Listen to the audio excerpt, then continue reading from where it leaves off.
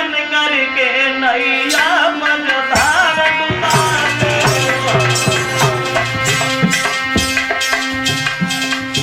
नन्हे नन्हे आंखों से रोहितास अपनी माँ के आंसू पहुंचते बोले भैया रोना नहीं, अगर तू रोएगी तो मैं भी रोने लगूंगा।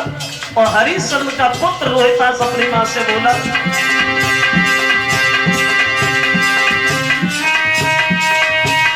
जो दुख सुख की तूने सो जल्दी कहले,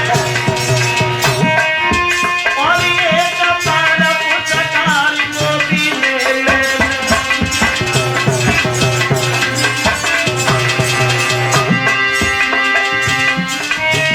मेरी बात धर्म को रखियो हरदम ध्यान, सोई राम राम कही रोहितास ने छोड़े अपने प्राण।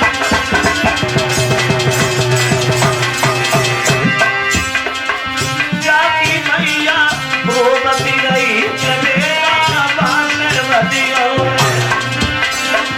जाकी मैया बिलखती रही गोदी खाली करी हो।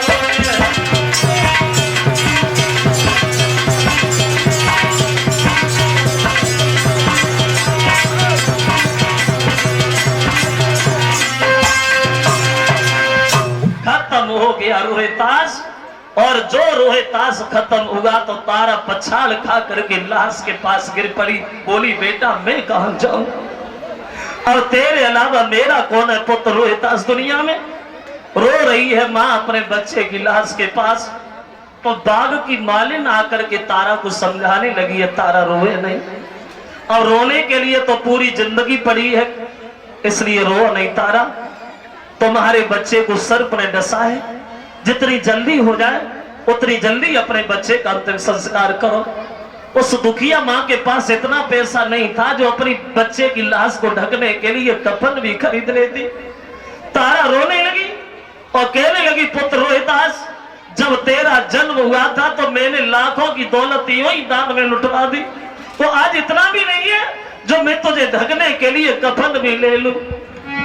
अंत में उस तारा ने मजबूर होकर के आदि सारी थारी मातनी और लला को कफन बनाया,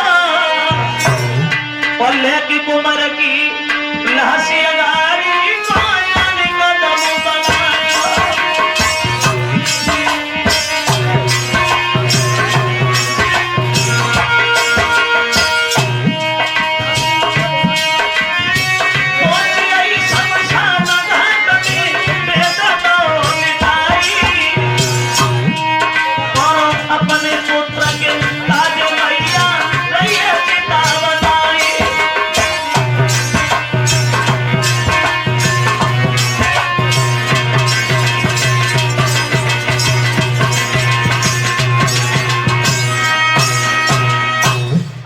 सारी फारी बच्चे की लाश को ढका, और वो तारा पहुंच गई शमशान में।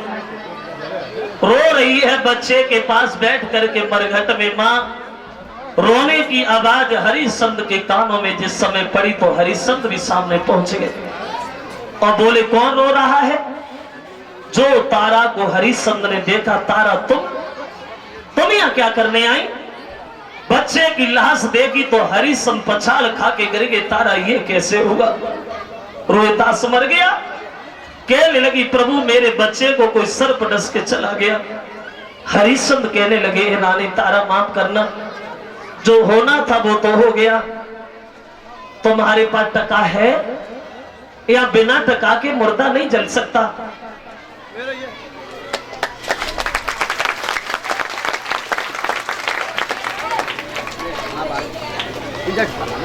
वीडियो सेंड कर दियो।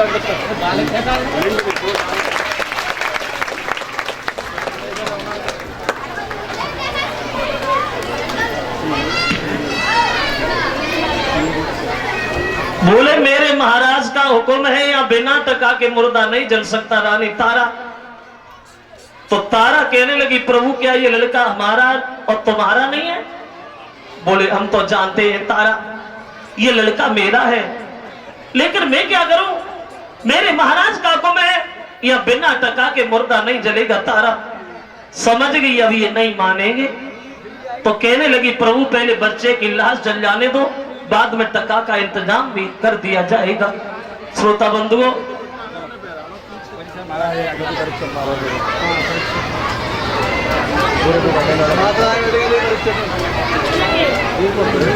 बच्चे की लाश जिस समय मां रखी गई है, तो पति और पत्नी बेहोश हो गई वहां।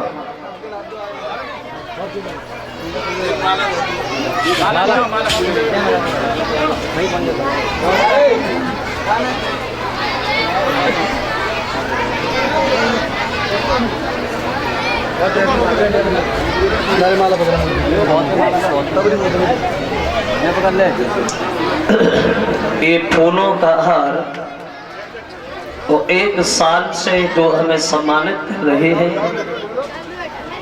और 1100 रुपया भेंट कर रहे हैं श्रीमान ठाकुर महेंद्र सिंह सोलंकी, ये पूर्व ब्लॉक प्रमुख शासनिक जिला महासचिव हाथरस, और महेंद्र सिंह सोलंकी की तरफ से ये 1100 रुपया हमारे करीब आए हैं और सभी साथियों को भी सम्मानित कर रहे हैं हमारे ठाकुर महेंद्र सिंह सोलंकी, ये पूर्व ब्लॉक प्रमुख शासनिक जिला महासचिव हाथरस, उनकी तरफ से जिला समाजवादी पार्टी उन ठाकुर साहब जी की तरफ से महेंद्र सिंह सोलंकी जी की तरफ से जो ये हमें सम्मानित किया गया है। कामना करेंगे भगवान समाज में सम्मान, दीर्घ आयु और दौलत से भंडार करता रहे। बोली गोविंद भगवान की। श्रोताओं, जब बच्चे की लाश रखी गई है तो हरिश्चंद्र तारा बेहोश हो गई वहां, और होश आया तो हरिश्चंद्र ने वह बात फिर दोहराई, तारा हमें टका चाहिए, हमें टका दे दो। कहने लगी है महाराज अब तुम्हें जहां से दिखाई देता हो वहां से ले लीजिए। देखो धर्म में पागल राजा हरिश्चंद्र को आदि सारी जो तारा पहने हुए थी, टका के बदले में हरिश्चंद्र ने वो आदि साड़ी ही खींच ली, नग्न हो गई तारा। तो गांव से बाहर एक मंदिर में बेहोश होके गिर गई। इधर तारा बेहोश है तो विश्वामित्र ने देखा मौका बढ़िया है, ना एक खेल और खेल लेते, हमारा क्या जा रहा है।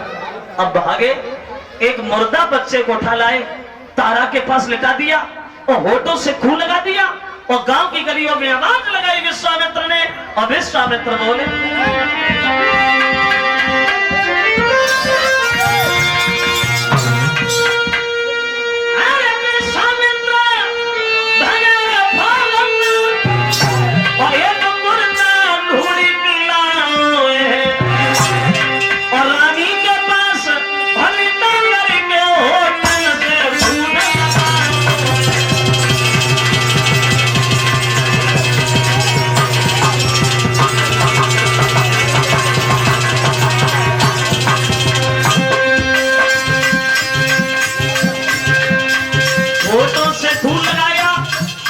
और गांव की गलियों में विश्वामित्र आवाज लगाते हैं और बोले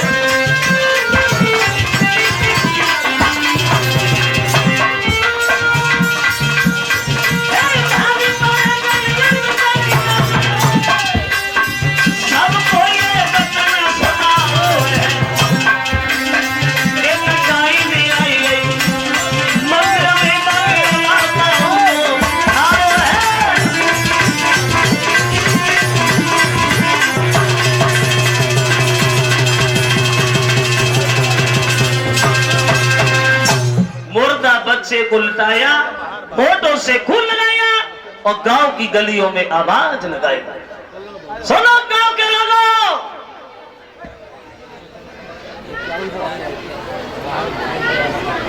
और ये 5100 रुपया भंडारे में दान कर रहे हैं हमारे ठाकुर महेंद्र सिंह सोलंकी, ये ब्लॉक प्रमुख जी शासनिक, उन ब्लॉक प्रमुख जी की तरफ से ये 5100 रुपया भगवान की कथा भंडारी में दान आया है।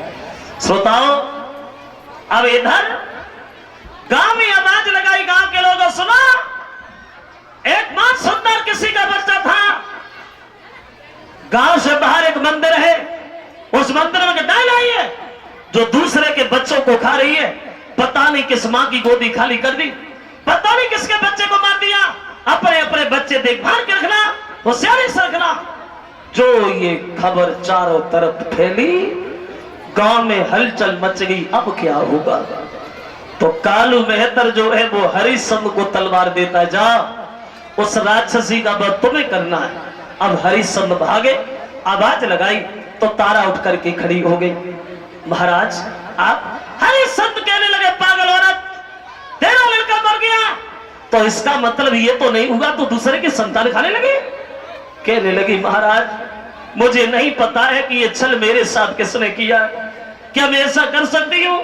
हरिश्चंद्र ने जवाब दिया, तारा मैं जानता हूं तुम ऐसा नहीं कर सकती, लेकिन मैं क्या करूं? मेरे महाराज ने मुझे भेजा है, उनका ये हुक्म है, मैं तुम्हें मारने आया हूं। तारा तारा कहने लगी, तुम देख क्या रही हो? प्रभु मार ही दो, क्योंकि ये दुख से भरी जिंदगी है, मुझसे जी नहीं जाती। तुम्हारे हाथ से मेरी मौत हो गई तो मेरा परलोक सुधर जाएगा, मार दीजिए।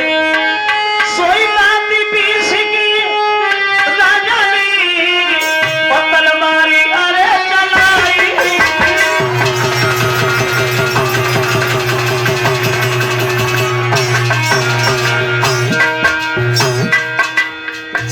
जो हरिश्चंद्र ने हाथ ऊपर किया, विश्वामित्र ने पीछे से झपट के कहीं तलाई।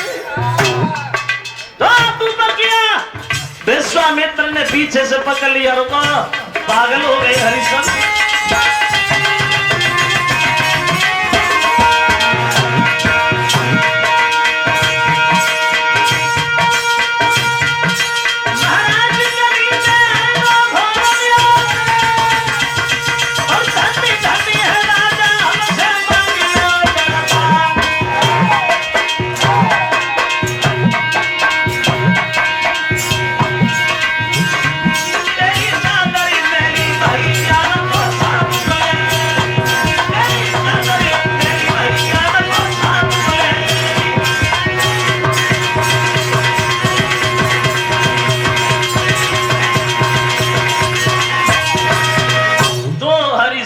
मारने को तलवार ऊपर उठाई, विश्वामित्र ने कलाई पकड़ ली, बोले एक बिना मतलब में निर्दोष अबला को मारने पे ये बहादुरों का काम नहीं होता। हरिश्चंद्र शांत हो जाओ। जो हरिश्चंद्र ने विश्वामित्र को देखा, पहचान लिया, तुम यहाँ हमारा राज्य छीन के बर्बाद कर दिया, यहाँ घूम रहे हो? बोले कुछ नहीं हुआ महाराज, कुछ नहीं हुआ। वशिष्ठ ने हरिश्चंद्र को छाती से लगा लिया, धन्य है मेरे लाल, मुझे पता था कि तुम मर जाओगे लेकिन धर्म को पीठ नहीं दिखाओगे। अब हरिश्चंद्र